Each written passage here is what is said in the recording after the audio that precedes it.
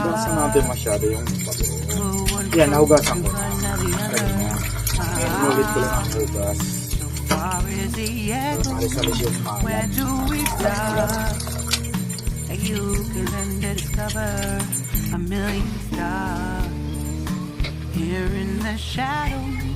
I know you're scared. Take my hand together, we'll make a stand. We've got to fight to find a way. Instead of all the flowers we stay. And no more hate. Just admit that you're just afraid. Time to let go of all your fears and pride. Stand up beside me, don't you hide. Kasi yung karne doon ang We can pinapakulong. build a better place. If we can just find a way, then we can live a better day. Yan po ang mga sangkap niya ng bagoong. From the wall. Yan, lulutuin po natin siya. Masarap na bagoong.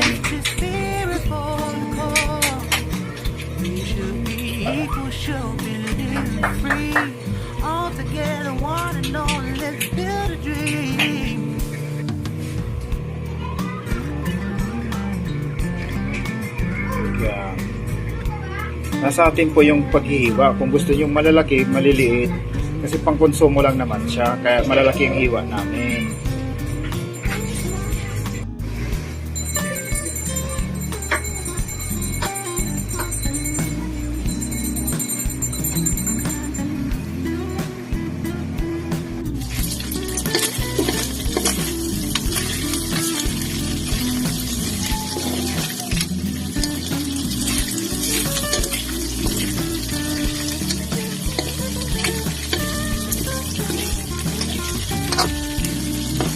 No more hate.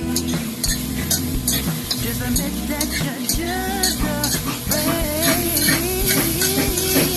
Let go of all your fears and pride.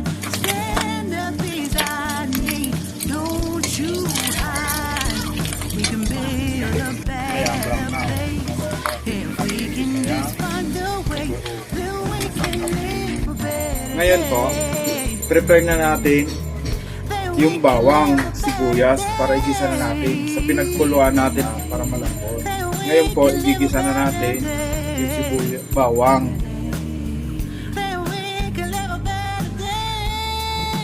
Igisa na natin yung bawang.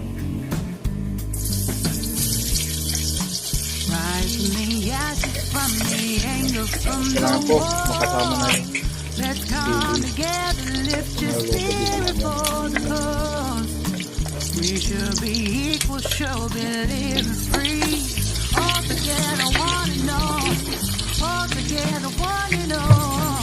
All together, one and all. Let's live a better day. Kailangan natin po ulit ang masira.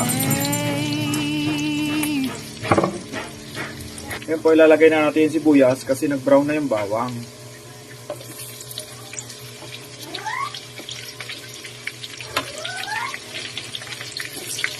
Haluin natin po siya para makamasa.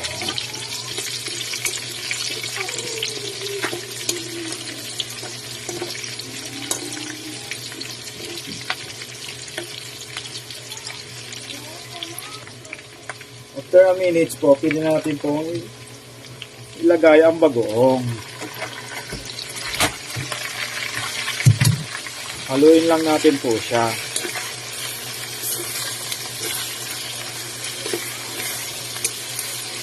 Kung kulang po mantika, pwede nyo pong lagyan kasi matutuyo siya mamaya. Ayan po, di ba? Sabi ko, matutuyo siya. Kaya lalagyan natin ulit ng mantika. Para lataw lang yung mantika niya.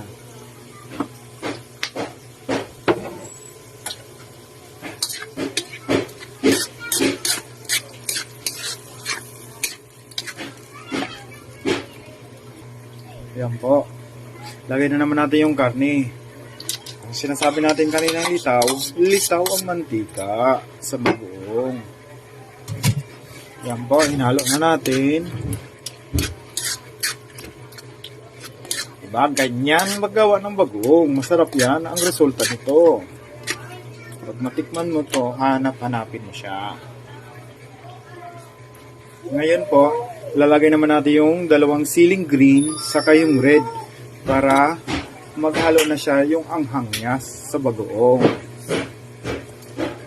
Pinaghalo ko na lang po sila para isang lagayan ko na.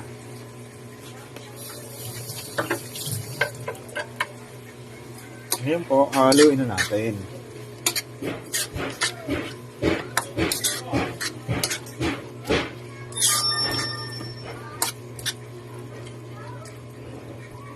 Kukuha pala ako pati panghalo sa gulay mamaya.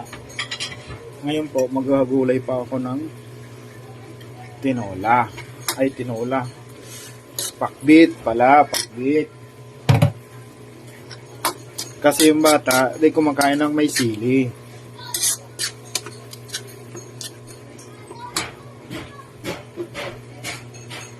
Ngayon po, lagyan natin siya ng asukal. 2 kutsarita. Tapos, lalagay natin yung magic sarap. Lagay na natin yung isang magic sarap.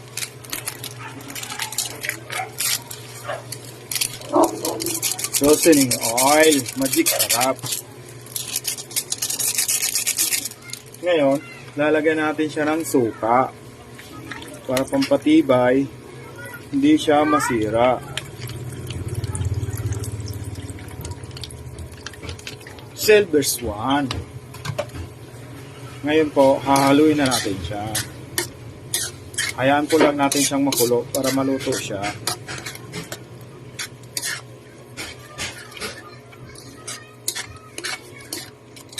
Maluto yung sili niya, saka yung bagoong. Tapos ngayon, pag panaluto na po to, handa po lang natin yung mga garapon natin, lagyan natin. Palamigin po muna natin siya dito sa kawali. Ganun lang po kasimple ang magluto ng bagoong bicol.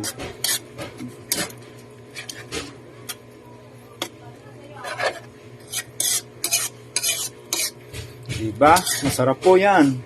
Tikman natin mamaya pag naluto na.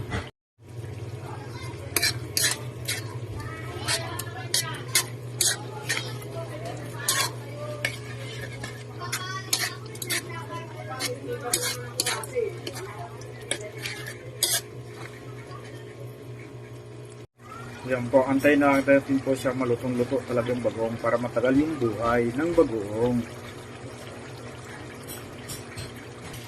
Yan po, pwede na. Luto na siya. Pwede natin patayin.